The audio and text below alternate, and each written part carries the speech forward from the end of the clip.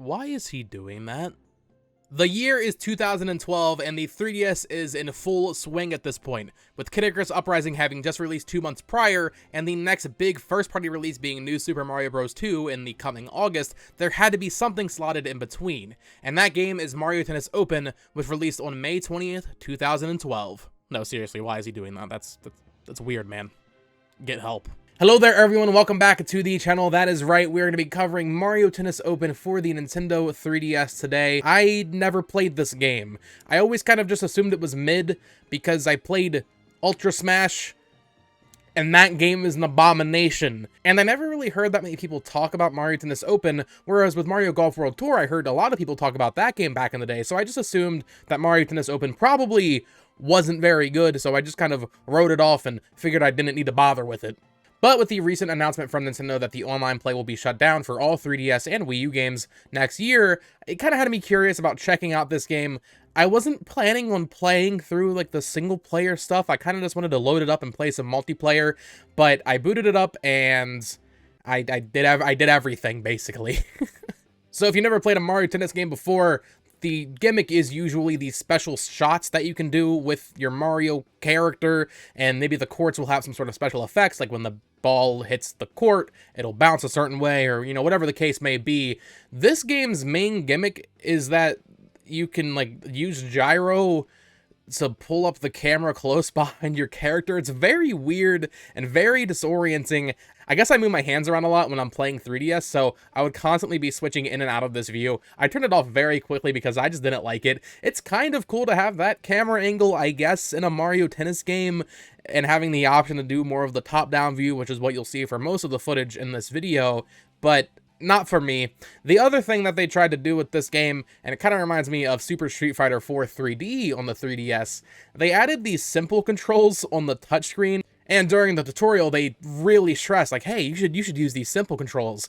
I'm left-handed, so that pretty much completely rules out that as an option. But come on, man, I'm playing a tennis game. I don't want to be moving with the control stick and using a stylus to hit the ball anyway. That's not fun. If it's a Wii game and you're using motion controls, that's one thing, but a touchscreen, no, that doesn't really work that well in my opinion. As far as Mario Tennis games go, I mean, I've only played the 3 most recent ones. I never played 64, and I never played the one on the GameCube, so I'm not sure how differently those two games play, but I will say, this just plays like I expect Mario Tennis to play. I actually enjoy Aces quite a bit. I'm kind of a Mario Tennis Aces defender at this point, I would say. I enjoyed that game. It just kind of plays like that, but obviously less creative, and there's not as much going on. Of course, you can do a topspin, you can do a flat shot, a simple shot, a slice, a drop shot, all the different kinds of tennis shots. And the little Mario twist on this is that certain times when an enemy sends the ball back, you'll get this little glowing circle, and if you charge up your shot in that, you can do a super special shot kind of thing. That kind of just makes it harder for the enemy, or you if you get hit by one,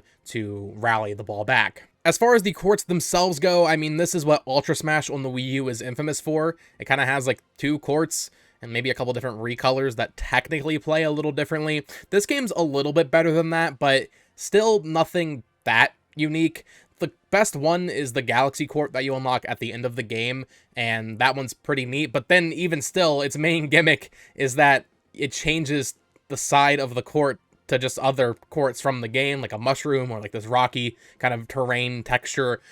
It's fine. The Galaxy Court is definitely the best one, but I wish there was more unique courts, you know. Like, I think in Aces there's a court, right, where you're playing against another player, but there's like piranha plants in the background, you have to avoid them, and that kind of stuff. There's not any stage hazards, I guess, is what I'm trying to say in this game, which is just a little disappointing. It just makes it kind of just feel a little vanilla. But as far as Mario Tennis gameplay goes, just the core hitting the ball back and forth, it works, it's fun, and I enjoyed it. The single player content in this game is actually what surprised me quite a bit. I wasn't expecting really anything. I didn't think this game would be much more than Ultra Smash, and there's not like a ton to be had here, but there's more than I thought, and they actually incentivize a lot of replay value because there are these tournaments that you partake in, and that's like the main story, I guess. There's not really a story or any plot, you're just a Mario character. I was mostly playing as Waluigi, doing these tournaments, and you get these little trophies, kind of like Mario Kart, right? There's 4 cups, and then after you finish the first 4 cups, you unlock 4 more cups. The way that works is, once you finish the first 4 cups, Whatever character you used on the final of those 4 cups, you unlock a star character, which basically just lets them play the other 4 cups, and that's why I was using Waluigi for the rest of my gameplay. So just beating all 8 cups with whatever character you choose, that'll probably take you a few hours. It actually took me a little longer than it probably should have, though. I don't know if I'm bad at the game. I don't think I am, but I was actually struggling specifically on the last tournament against really all 3 opponents, because each tournament is 3 matches, right? I would just get in this infinite loop of finishing a set of matches, and then they would finish their set, and then they would win, and then I would win, and these matches would go on for freaking ever, dude. It was getting really frustrating because I just couldn't get that one up. It's whenever I'm serving, whenever I serve the ball, I'm fine. I can take care of the stupid Mario at the end of the game, no problem. But when he serves the ball, I'm just completely, I don't know. I was doing the nice shot, which is like when you toss up the ball and you're serving it and you time it right and you get the best possible serve. And I was hitting all of the kind of special shots that you do, and I was still struggling. It wasn't until I really learned how to manipulate the Galaxy Court to my advantage that I was able to beat this. So once again, I don't know if I'm just bad at the game. That's probably the case. I can't imagine Mario Tennis Open was actually designed to be hard, but either way, I did struggle a little bit more than I'm proud to admit, and it took me a little bit longer than I think the average person to finish this game's technical story mode. Now let's talk about the online mode, which is the main reason I loaded this game up, just to see if it was active. Spoiler alert, it's not. I guess technically you probably can find matches because there's like this monthly leaderboard thing, and when I loaded it up, there is like 100 people on that monthly leaderboard, but I imagine that's mostly just friends playing at very specific times, so the likelihood of you finding a match randomly in Mario Tennis Open in 2023 is very low. A big reason for that might be Nintendo doing the stupidest Nintendo thing that Nintendo could ever Nintendo. I remember they did this with Triforce Heroes, which came out in 2015. I did not know they did it for any other game on the 3DS. You've heard of region locking games, right? When you can't put in your PAL cartridge into an American 3DS. They region lock the online. So I have a 3DS XL here that is modded to have a capture card so I can record my gameplay, and it's a European 3DS. I imported it from Europe because it was already kind of modded to have the capture stuff installed. And I wanted to play with my friend Tucker, who is in North America. I'm in America too, and we just couldn't play. Nintendo, that is the craziest limitation just for no reason. I don't understand why they would ever do that. Thankfully, they don't do it anymore, but that is crazy. So if they hadn't done that, I do wonder maybe this game would be a little bit more active, but even if you're friends with the person, you still can't play. It's not just like public matches.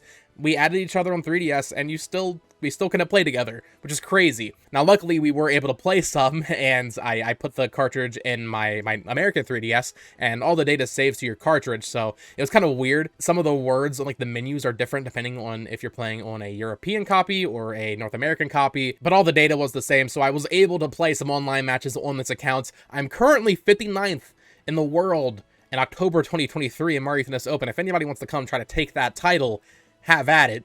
But yeah, online region locking is probably one of the stupidest things I could ever even imagine a game having, and just limits any potential replay value 11 years after the game comes out. I should probably also mention that you can play as your Mii in this game, and I think that's a first for a Mario sports game, or at least Mario Tennis. Let me know in the comments below if you could play as a Mii in the Wii sports games. But yeah, you can play as your Mii, which kind of makes sense. This was 2012, so Miis were very in vogue, I guess, still during this time period. You know, the 3DS had just come out. Obviously, Wii was like the peak of Mii usage, but early 3DS, there was a lot of Mii stuff going on. So that was kind of a big deal, and it's nice to see. There is this entire shop for just cosmetics for your Mii, though. There's nothing else you can buy here other than cosmetics for your Mii, and actually they are like different stats too, depending on the clothing that you buy and the tennis rackets you use. Like, there's a ton of stuff in here. I want to stress that point. There is so much stuff to buy in this shop, and you don't even get coins from playing through the tournaments. You only get coins from playing the special modes. I wish there was more stuff to buy.